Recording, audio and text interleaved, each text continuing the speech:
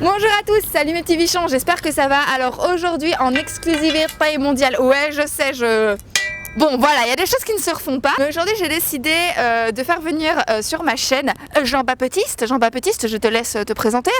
Alors bonjour, Jean-Baptiste, je suis dessinateur dans le jeu vidéo. Ça fait 5 ans que je vis ici. J'ai vécu 12 ans avec une personne et puis j'ai choisi donc de m'orienter vers Lula afin qu'elle puisse m'aider à faire la transition entre ma vie de couple et ensuite arriver dans le monde actuel en fait de la séduction où j'avais vraiment besoin d'une grosse mise à jour. Alors justement, on va en parler. Dans quelle situation, dans quel état tu étais quand on s'est rencontrés? Ça veut dire en gros, quels sont les moments dans ta vie qui te font dire non, on va appeler une coach, ça tombe bien, Lula est sur Barcelone, c'est elle que je vais appeler. Qu'est-ce qui t'a fait dire il faut que je l'appelle, il faut que je la contacte? Où t'en étais dans ta vie pour en arriver là? Alors ce qui est assez drôle, c'est que quand je t'ai trouvé en fait, je regardais sur Facebook et je me disais tiens, je vais aller voir les filles qu'il y a sur Barcelone, sur les petits profils de Facebook, voir. Et puis je t'ai vu en fait.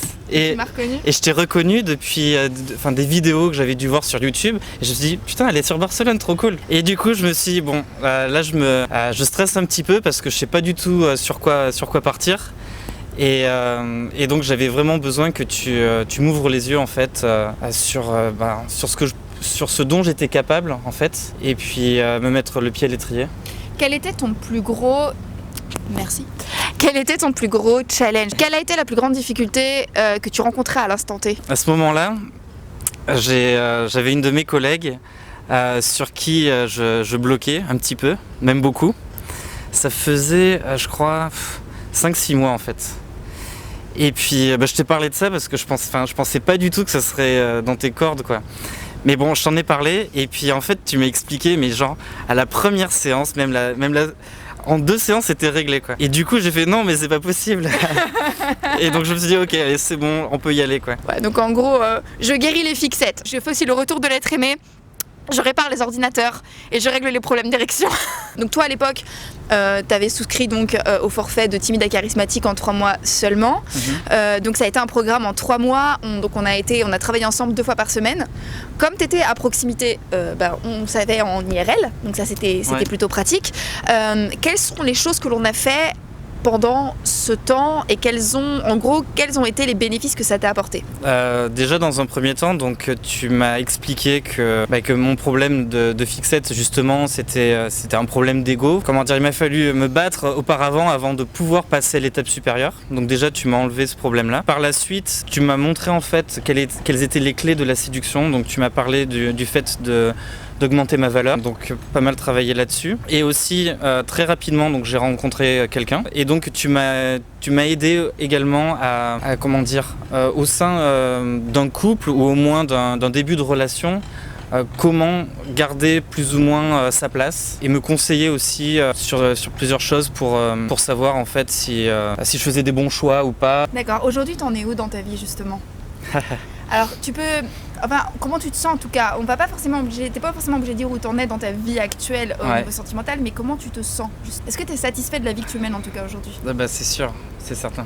Maintenant, en fait, je suis rentré en abondance et donc ce qui est vraiment chouette, c'est qu'il y a un point de pivot à un moment donné où on se sent, on peut se sentir un peu faible au départ, se dire tiens, jamais à moi ça va m'arriver. Et puis il y a ce petit déclic à un moment donné où j'ai pu comprendre enfin les mécanismes qui faisaient que j'étais apte au final à rencontrer des femmes et même que ça se répète plusieurs fois. Ce confort me permet de rencontrer plusieurs femmes et d'avoir du choix également. Et voilà. Alors, je vais te poser une question super indiscrète. Combien est-ce que tu mesures, Jean-Baptiste? Alors, je trouve pas ça indiscret, mais je mesure 1m70. Ok, est-ce que je vais te poser une question un peu cash parce que je sais qu'il y a beaucoup de personnes qui nous regardent et qui ont peur justement et qui se disent en gros je suis trop petit pour séduire, ma taille c'est un problème, il y a des filles qui veulent sortir avec des mecs trop grands, enfin plus grands, il y a des mecs qui se disent je suis trop rond, je peux pas sortir avec des filles parce que je suis trop gros, ou je peux pas sortir avec des filles parce que je perds mes cheveux, ou je peux pas sortir avec des filles parce que je suis vieux, etc. Est-ce que pour toi le fait de mesurer moins d'1m80 t'a posé problème, ou moins d'1m75, est-ce que ça t'a déjà posé problème pour séduire? Alors Je dirais que non. Ça a juste posé un problème à mon ego. La première fille que j'ai rencontrée avec qui je suis sorti pendant 3 mois faisait 5 cm de plus que moi. Elle était un peu plus forte aussi, elle s'est jamais plaint de quoi que ce soit. Et même j'étais fier de moi au final, enfin aucun problème. Au final, je pense que peut-être que je suis peut-être pas grand, mais je sais que je redouble d'efforts pour atteindre ce que j'ai envie d'obtenir et que j'ai d'autres valeurs en fait qui me paraissent beaucoup plus importantes que cette chose superficielle. Il me semble que je te l'avais dit que mon ex était plus petit que toi, donc ça m'a jamais vraiment posé problème. En revanche, je tiens à dire une chose, et j'en profite parce que du coup tu es devant la caméra, je vous dis tout le temps dans mes vidéos qu'il faut s'optimiser.